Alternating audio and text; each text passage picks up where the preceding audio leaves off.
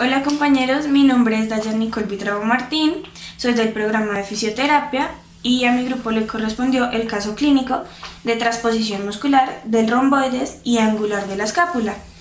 Siguiente a esto les voy a demostrar qué sección del cuerpo se va a estudiar y cuál es su caso clínico y cuáles son sus terapias para tratar. El área a tratar de este caso clínico va a ser esta y los siguientes movimientos van a ser sus terapias de recuperación.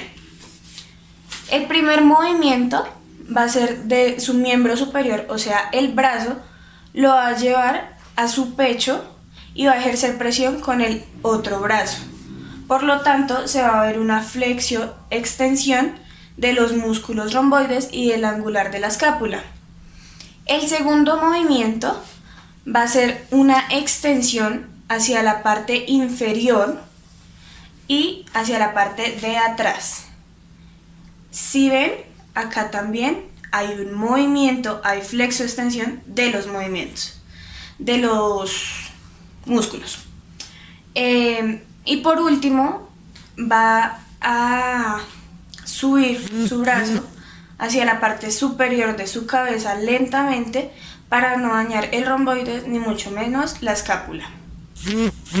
Estos son los tres movimientos esenciales para tratar el caso clínico. Bueno compañeros, en la descripción del caso clínico, en la que se secciona el nervio espinal derecho tras la exéresis de un quiste en el cuello, debido a la falta de transmisión neuronal, se produce una parálisis funcional en el músculo trapecio y en el músculo esternocleidomastoideo derecho, y se suple sus funciones mediante una reinserción del músculo elevador de la escápula y del músculo romboides de dicho lado, que recibe el nombre de transposición muscular. Se realiza tratamiento de fisioterapia acompañado de tratamiento osteopático con el objetivo de tratar principalmente las hipomovilidades producidas por la inmovilización mediante técnicas directas y el sistema facial mediante técnicas de inducción miofacial. Este tratamiento se realiza aproximadamente durante 2 meses. El resultado obtenido fue satisfactorio, ya que el paciente en la actualidad está completamente recuperada y realiza una vida normal. Los músculos del dorso se dividen en dos planos, los cuales son planos superficiales y planos profundos. Tenemos los músculos del primer plano, los cuales son el trapecio, que su origen va desde un tercio de la línea nucal superior, más protuberancia occipital externa, más ligamento nucal, más apófisis espinosas de C7 a T12. Su inserción desde un tercio lateral de la clavícula, más acromion, más espina de la clavícula. El tercer músculo es el deltoides. Su origen, un tercio lateral de la clavícula, más acromion, más espina de la escápula. Su origen, tuberosidad deltoida del húmero. Nuestro segundo músculo es el dorsal ancho. Su origen, apófisis espinosa de T6 a T12, más fascina toracolumbar, más cresta ilíaca, más las costillas tercera o cuarta. Su inserción, surco intertubercular del húmero. Para el segundo plano superficial tenemos los siguientes músculos. El primer músculo, elevador de la escápula. Su origen, apófisis transversal de C2 a C6. Su inserción, borde superior de la escápula. Segundo músculo, romboides menor. Su origen, ligamento nucal más apófisis espinosa C7 a T1. Su inserción, extremo medial de la espina de la escápula. El tercer músculo, romboides mayor. Su origen, apófisis espinosa de T2 a T5 y su inserción, borde medial de la escápula. En la superficial encontramos los siguientes músculos. El esplenio de la cabeza. Su origen, ligamento nucal más apófisis espinosa de C7 a T6. Su inserción, esplenio de la cabeza, apófisis mastoides del hueso temporal más un tercio lateral de la línea nucal superior del hueso occipital, hasta el esplenio del cuello, que es apófisis transversas de C1 a C4. Segundo músculo es serrato postero superior. Su origen, ligamento nucal más apófisis espinosa de C7 a T3. Su inserción, Bordes superiores de la segunda a la cuarta costilla. Tercer músculo serrato posterior inferior. Su origen, apófisis espinosas de T11 a L2. Los planos profundos. Para el primer plano tenemos el músculo erector de la columna. Su origen, tendón en la parte posterior de la cresta ilíaca, la cara posterior y la cara posterior del sacro. Su inserción, iliocostal longuísimo y espinoso. Para el segundo plano tenemos el primer músculo, el semiespinoso. Su origen, apófisis transversas de C4 a T12.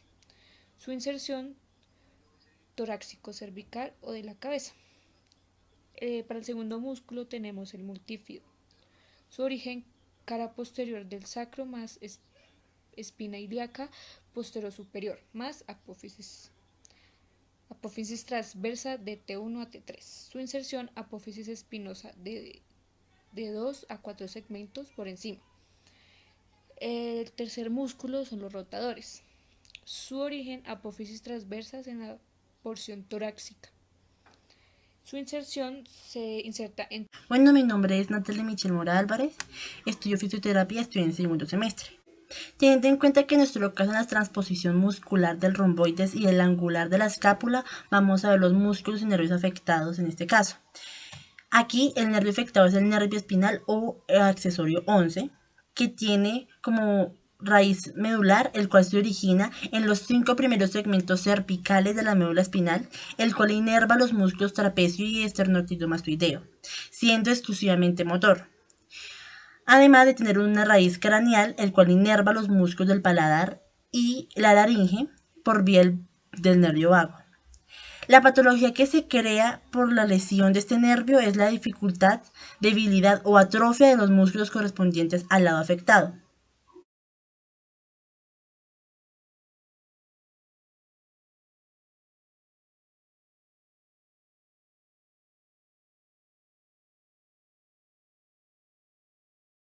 Teniendo en cuenta esto, los músculos afectados en este caso son, primero, el músculo esternocleidomastoideo, que tiene como función enderezar y sujetar la cabeza, flexiona y extiende las primeras vértebras cervicales y las articulaciones de la cabeza, además de que auxilia en la inspiración. El segundo es el músculo trapecio, que tiene como función la sujeción del cinturón escapular y del brazo, junto con la elevación de la escápula, la rotación superior, la rotación centrolateral de la cabeza, la aproximación de la escápula, el descanso de la escápula y la rotación inferior de la misma. El siguiente son los músculos romboides mayor y romboides menor, que tienen la misma función, que es la aproximación y elevación de la escápula y fijación de la escápula tronco. Y por último tenemos el músculo elevador de la escápula, que su función es la elevación de la escápula y la rotación superior. En este video les voy a explicar cómo un fisioterapeuta examina los músculos del dorso. El primer músculo que tenemos es el trapecio, que va de la línea nucal, que es el origen. El ligamento nucal va de las apófisis espinosas de C7 a T12, torácicas 12. En la inserción es un tercio lateral de la clavícula, el acromio y la espina de la escápula. La acción de este es la elevación, rotación y retracción de la escápula. El dorsal ancho es este de acá, como se pueden dar cuenta. El origen es el sacro, apófisis espinosas de T6, aquí, hasta L5, y la cresta ilíaca. La inserción es el borde inferior de la escápula, esta de acá, la corredera bicipital, que es acá. La acción de este es la extensión, la abducción y la rotación del húmero medialmente. La extensión es esta, la abducción y la rotación del húmero medialmente. El músculo a continuación es el deltoides. El origen de este es un tercio lateral de la clavícula, el acromio y la espina de la escápula. La inserción es la tuberosidad deltoidea del húmero, en este punto, las acciones de este dependen de las fibras que tengan. Las fibras anteriores son de la flexión, las fibras laterales son de la abducción, las fibras posteriores son de la extensión. A continuación es el elevador de la escápula, es este de acá. El elevador de la escápula, el origen son las apófisis transversas de C2 a C6. La inserción es el borde de la escápula, el borde superior, y la acción de esta, como su nombre lo dice, eleva la escápula. El romboides menor, que es este, el origen es el ligamento nucal, y las apófisis espinosas de C7 a T1. La inserción de este es el extremo medial de la escápula, viene a ser esta parte de acá. La acción de este es la retracción de la escápula y fija la escápula al tórax. Y el romboides mayor es de apófisis espinosas de T2 a T5. La inserción es el borde medial de la escápula y la acción de este es la misma que el romboides menor, retrae y fija la escápula al tórax.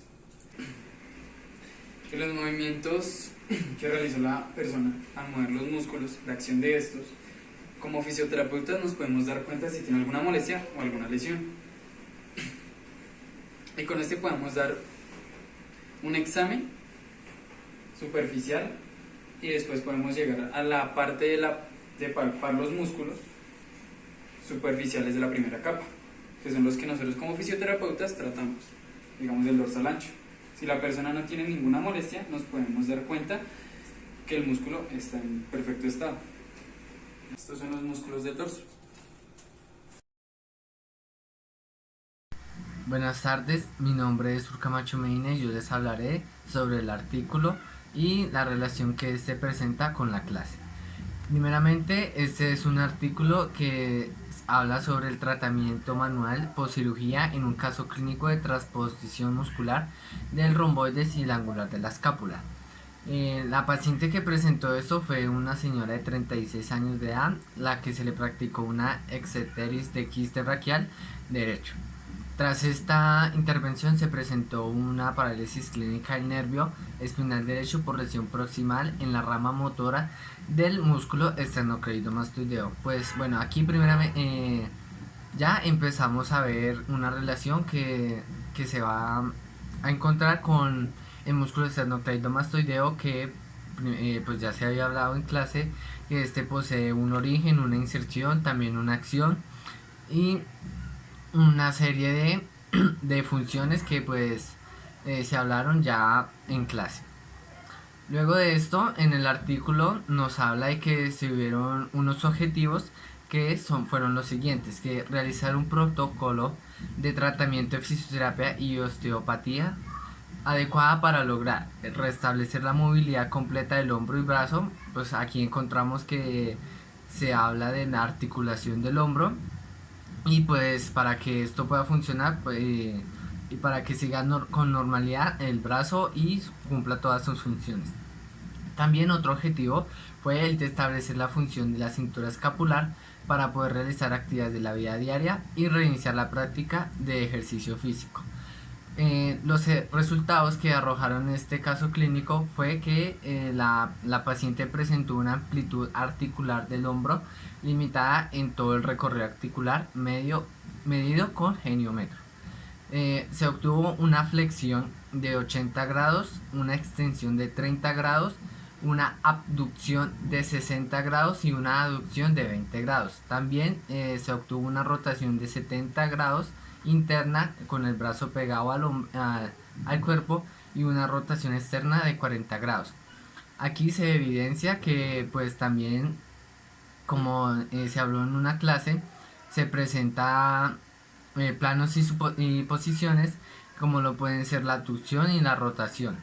También vemos la flexión y la extensión. Esto se habló en una clase y también pues puede presentar distintos tipos de angulatura o de medida angular para para cada paciente. Por ejemplo, en el caso de esta paciente presentó los anteriores ángulos ya nombrados.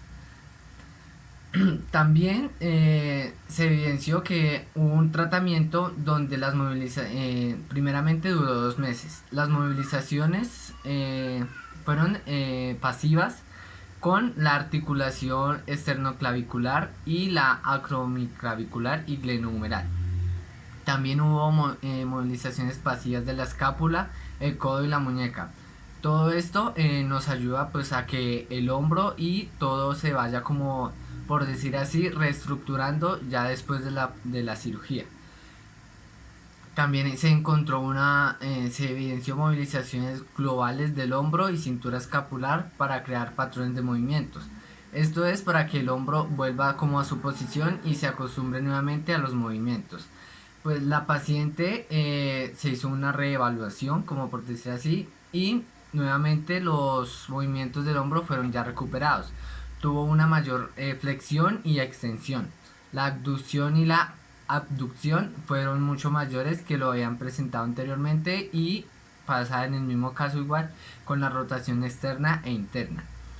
Como lo habló mi compañera número 2, Ashley, ella nos habla del origen e inserción de los músculos que se presentaron en este artículo. Todo esto va muy relacionado con la clase de anatomía, ya que nos habla sobre todos los músculos y huesos que pueden estar presentes en una ruptura. Como es el caso de estuvo presente el esternocleidomastoideo, el músculo, estuvieron presentes el hombro, estuvo presente varias articulaciones, como se nombraron, estuvo muy presente también la cintura escapular, estuvo presente el brazo y muchas partes que se encuentran allí. Muchas gracias y que estén bien. Buenas tardes, mi nombre es Liliana Martínez. En este momento vamos a hablar sobre los músculos profundos del dorso. Los músculos profundos del dorso o intrínsecos del dorso, es decir, la espalda, están por debajo del plano intermedio. Participan en el movimiento de la cabeza y del cuello o en el control postural de la columna vertebral. Están en movimientos de la columna vertebral y están inervados por ramos posteriores de nervios espinales. Además, los músculos del dorso del cuello son músculos transverso-espinosos que comprenden la región suboccipital. En los músculos del dorso son numerosos y potentes músculos unidos a la apófisis espinosa y transversa de las vértebras que resultan necesarias para soportar y mover la columna. Existen dos músculos principales del dorso. Uno son los extrínsecos del dorso, que son los más superficiales, los unidos a la apófisis espinosa y transversa de las vértebras que resultan necesarias para soportar y mover la columna. Existen dos músculos principales del dorso. Uno son los extrínsecos del dorso, que son los más superficiales, los intrínsecos del dorso, que son los que actúan con la columna vertebral y mantienen su postura y controlan sus movimientos. Buenas tardes, mi nombre es Tatiana Parra y a continuación vamos a concluir el tema como tal.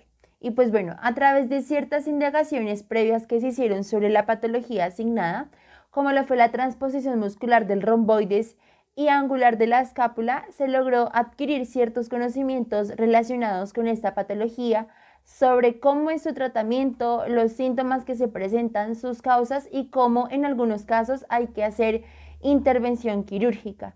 También se nos dice que debido a la falta de transmisión neuronal se produce una parálisis funcional en el músculo trapecio y en el músculo esternocleidomastoideo derecho y se suple sus funciones mediante una reinserción del músculo elevador de la escápula y del músculo romboides de dicho lado, que recibe el nombre de transposición muscular. Pero el objetivo del tratamiento es restablecer la movilidad completa del hombro y brazo y también restablecer la función de la cintura escapular para que la persona pueda realizar las actividades de la vida diaria. Para nosotros como futuros fisioterapeutas es de vital importancia tener conocimiento acerca de los músculos del cuerpo, como en este caso serían los músculos del dorso, junto con su origen, inserción, acción, etcétera, que son los que se ven afectados en esta patología. El fisioterapeuta cumple un papel importante en este caso, ya que participa con el objetivo de tratar principalmente las hipomovilidades producidas por la inmovilización mediante técnicas directas y el sistema facial mediante técnicas de inducción miofacial. En este caso, a la paciente se le realizó este tratamiento por 2 meses y el resultado obtenido fue satisfactorio, ya que la paciente pues en la actualidad está completamente recuperada y pues lleva una vida normal.